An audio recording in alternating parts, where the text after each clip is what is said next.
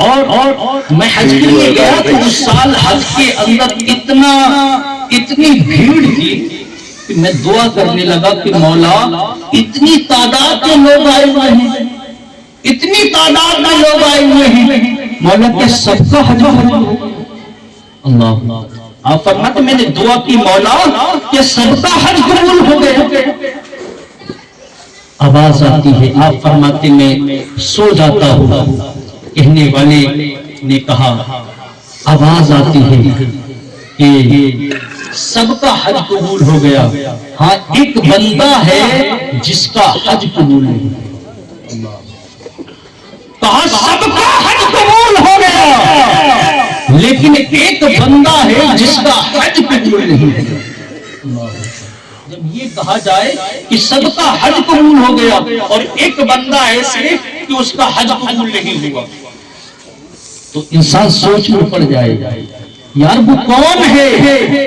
آپ فرماتے میں نے کہا مولا آخر مجھے بتا دے آخر وہ کون ہے جس کا حج قبول نہیں ہوا؟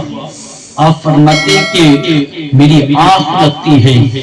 بتانے والے نے کہا وہ محمد بن ہارون بلخی نام کا شخص ہے، وہ بلخ کا رہنے والا ہے، اس کا حج قبول نہیں ہوا ہے۔ اللہ اس کا حج قبول نہیں ہوا۔ آپ تلاشنا شروع کر دیتے ہیں، اس کو تلاشتے وہ ایک جگہ پر ملتا ہے۔ حضرت مالک بن دینار فرماتے ہیں جیسے میں اس کے پاس پہنچتا ہوں اس نے مجھے سلام، میں نے اس کو سلام کیا تو جواب ملتا ہے وعلیکم السلام یا مالک بن دینار۔ آپ کا نام لے کر جواب ملتا ہے، آپ حیرت میں پڑ جاتے ہیں یار یہ بندہ ہے، یہ میرا نام کیسے جانتا ہے؟ کہا محمد بن ہارون بلخی کہنے لگتا ہے حضور بتائیے کس کام سے آئے ہیں؟ آپ کو آخر پتہ چل گیا ہوگا کہ میرا حج قبول نہیں ہوا۔ اللہ آپ حیرت میں پڑ جاتے یار یہ بندہ یہ بھی جانتا ہے کہ میرا حج قبول نہیں ہوا۔ آپ فرماتے یار تو ہے کون بتا تو صحیح، آخر تو یہ بھی جانتا ہے کہ تیرا حج قبول نہیں ہوا ہے، آخر بتا تو صحیح ایسا کون سا گناہ کر بیٹھا ہے، آخر ایسی کون سی غلطی کر بیٹھا ہے، ایسا کون سا پاپ کر بیٹھا ہے جس کی وجہ سے تیرا حج قبول نہیں ہو رہا ہے؟ تو محمد بن ہارون بلخی کہتا ہے یار میں تجھے کیا بتاؤں، آج 24 سال ہو گئے ہیں، یہ پہلا حج نہیں ہے بلکہ 24 سال ہو گئے، 24 سال ہو گئے، مجھے کسی نہ کسی کے ذریعے پتہ چل جاتا ہے کہ میرا حج قبول نہیں ہوا ہے، لیکن میں بھی ہر سال حج کرتا ہوں۔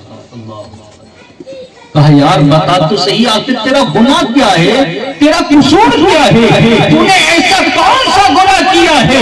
تو محمد بن ہارون بلخی کہتے ہیں کہ میں نے اگر آپ مالک بن دینار نہیں ہوتے تو میں کبھی یہ راز نہیں بتاتا، کبھی یہ بات نہیں بتاتا۔ کہا معاملہ کیا ہے؟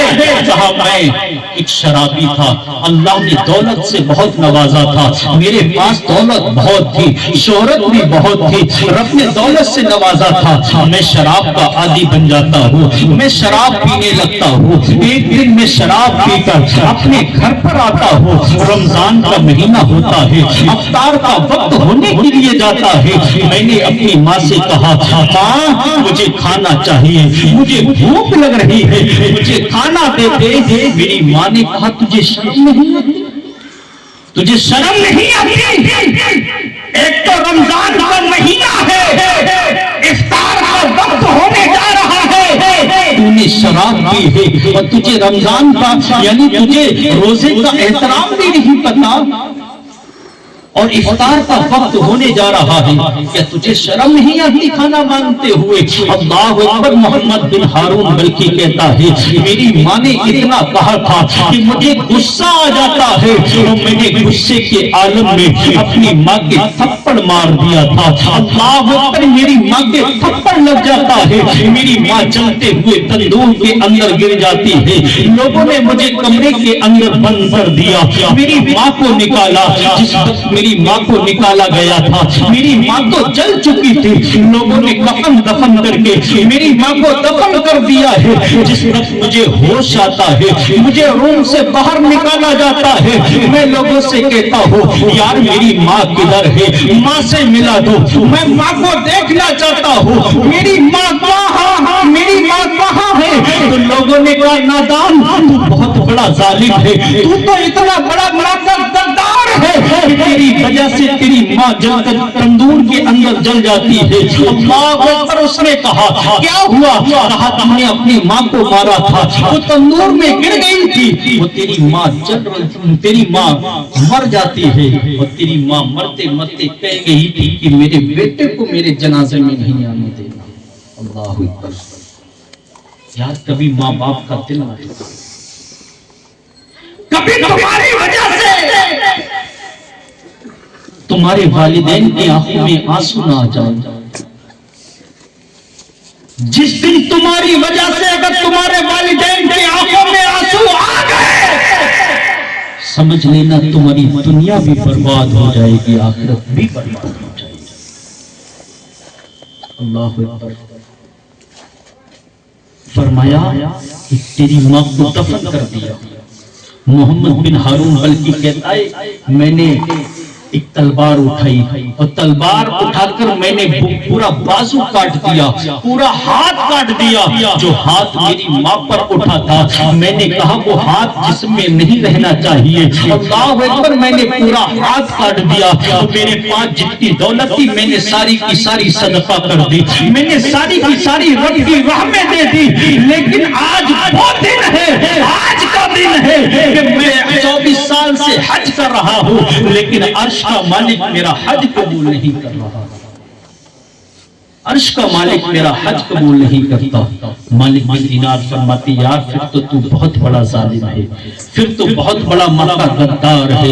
اللہ اکبر۔ اتنا کہہ کر گھر پر آ جاتے ہیں، مالک بن دینار کے قام میں حضور تشریف لاتے ہیں اور فرماتے ہیں آپ نے اس کو مایوس کیوں کر دیا؟ کہا یا رسول اللہ پھر اس کا کیا ہوگا؟ کہا اس کا کیا ہوگا؟ فرمایا حضور فرماتے ہیں روز محشر میں وہ اپنی ماں کی وجہ سے ہی بخشا جائے گا، روز محشر میں وہ اپنی ماں کی وجہ سے ہی بخشا جائے گا۔ میں نے کہا یا رسول اللہ وہ کیسے؟ فرمایا جب جہنم کے فرشتے اس کو گھسیٹتے ہوئے جہنم میں لے کر جائیں گے، وہ پلٹ پلٹ کر اپنی ماں کی طرف دیکھے گا اور کہے گا ماں اب یہ مجھے جہنم میں ڈال دیں گے، اب یہ مجھے جہنم میں لے کر جا رہے ہیں، مجھے جہنم کی شدت حدت مجھ سے برداشت نہیں ہونے والی۔ اس کی ماں اس کو دیکھے گی، اس کی ماں تڑپ جائے گی اور رونے لگے گی، رب کی بارگاہ میں ہاتھ اٹھا دے گی اور رب کی بارگاہ میں عرض کرنے لگے گی مالک میں نے اپنے بیٹے کو معاف کر دیا ہے، مولا تو بھی میرے بیٹے کو معاف فرما دے۔ بے شک سبحان اللہ۔ اس کے بیٹے کو اللہ رب العزت اس کو معاف فرما دے گا۔ میرے پیارو اپنے بچے کو آپ عالم دین بنائے، حافظ قرآن بنائے، دین کی تعلیم دے تاکہ یہ بچے والدین کے بھی وفادار ہو جائے اور مدینے والی مصطفیٰ کے بھی وفادار ہو جائے۔ استغفر اللہ ربی من کل ذنب واتوب الیہ۔ ہمارے بولنے میں آپ حضرات کے سننے میں کوئی اغلاط واقعی اللہ اس کو معاف فرمائے۔ السلام علیکم ورحمۃ اللہ وبرکاتہ۔